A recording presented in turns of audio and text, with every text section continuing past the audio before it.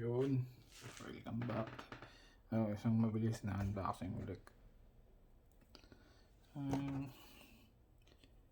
Pasensya na kayo, hindi tayo makapag-upload ng maayos. Medyo busy, tapos may mga bagay tayo na hindi inaasahang mangyari. So ito, isang mabilis na unboxing muna. Hindi naman ito unboxing channel, pero wala akong ginawa kundi mag-unbox. So don't worry, ayos, babawi tayo sa inyo. So ito, pinin natin galing pang Korea, kaya medyo matagal ang shipping. Tapos gawa nga ng COVID, medyo mahaba ang proseso sa mga airline. So ito, binili ko nung kailan ba to? Thanksgiving sale nila. Yun, so ito, balancer galing sa gunprimer. Again, hindi to sponsor, so medyo may kamahalan din siya, pero gusto mo ng maayos na result kasi sa mga kit mo, kailangan mag-invest ka ng medyo maayos na mga tools. So ito, limited edition ni EA Gunpla. Hindi ko alam kung pina-follow nyo siya. Kung mahilig kayo sa mga model kits, I suggest you should follow him kasi magaganda yung mga videos niya, tsaka yung mga tutorials and other customizations. Okay, ayan siya. So bali, para siyang filing stick, but the difference is tempered glass siya. So ayan, as you can see, yung isa sa mga, hold on, focus lang natin konti. Oop, super exposed naman masyado.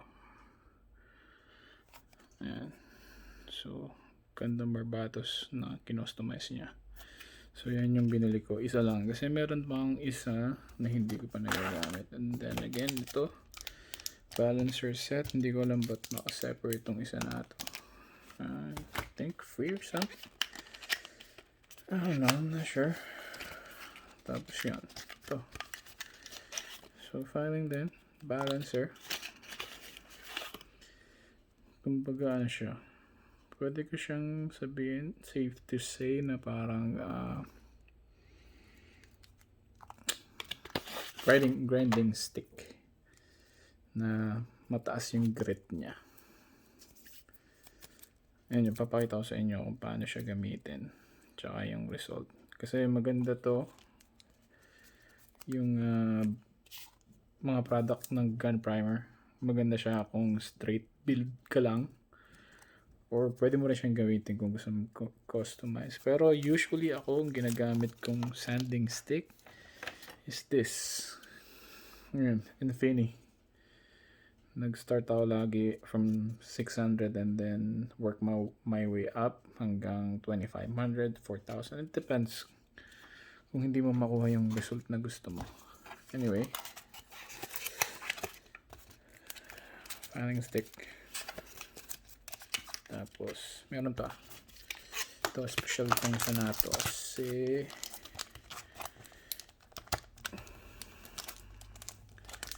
tagal ko nang gustong bumili nito sa God Hand, pero lagi akong naubusan ng stock, kaya ito, try natin tong gunprimer din, Racer the Block. Ito lang natin, dali. There you go. Buksan mo siya. Ayan.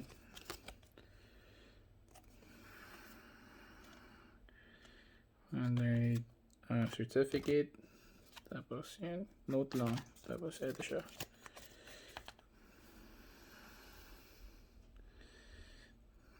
Talagang maganda yung pagkaka-build niya. Medyo may weight ng konti, which is nice. Yan ang kailangan mo para laging stable. Kasi hindi mo gusto na yung habang nagpa-file ka is you're going everywhere. So Kailangan very precise para mas maayos yung resulta. So yan, brand niya, razor. Tapos ito yung sanding loop.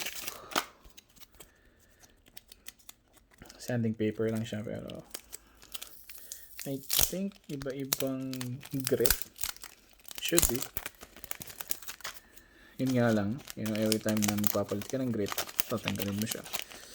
So I think I'm gonna need another pair ng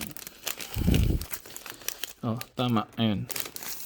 Isang 400 tapos merong 600. Okay na din. Can't complain.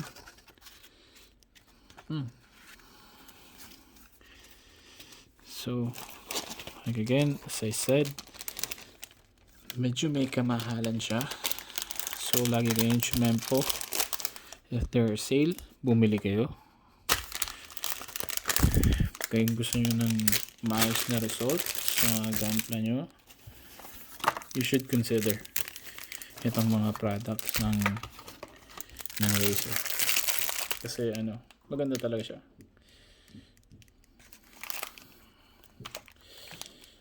Okay, I think may oras pa tayo. Hold on. Saan ba yun? Tabigin muna ito.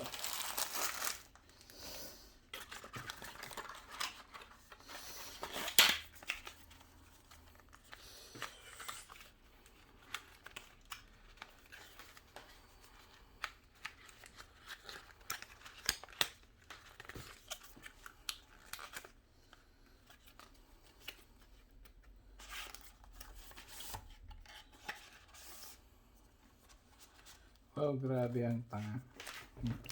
Dito ko pa siya binuksan sa taas. Meron pala dito sa likod. Look. Wow. Alright, so yun lang muna. Actually, hold on. Pakita ko sa inyo yung isang version nito. Ito yung I think plus. Gate remover plus to ata. So, meron ako yung old version. Hindi ko pa rin siya nagagamit. Pakita ko sa inyo mabilis. I think nandito pa rin siya.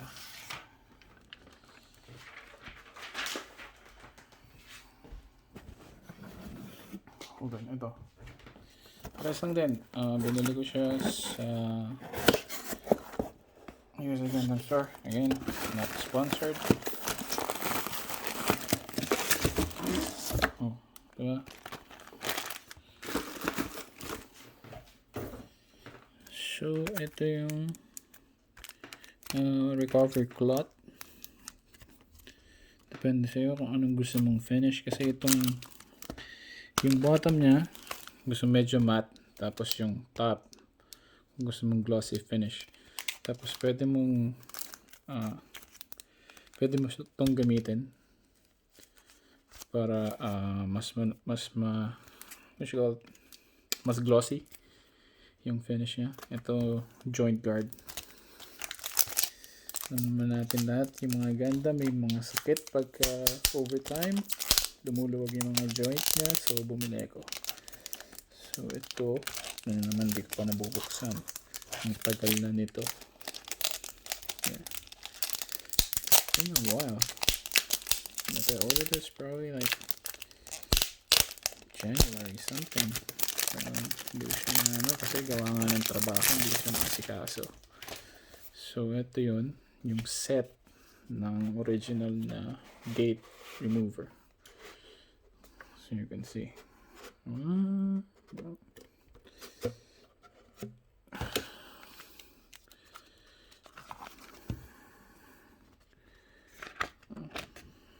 Ayan siya, isang set.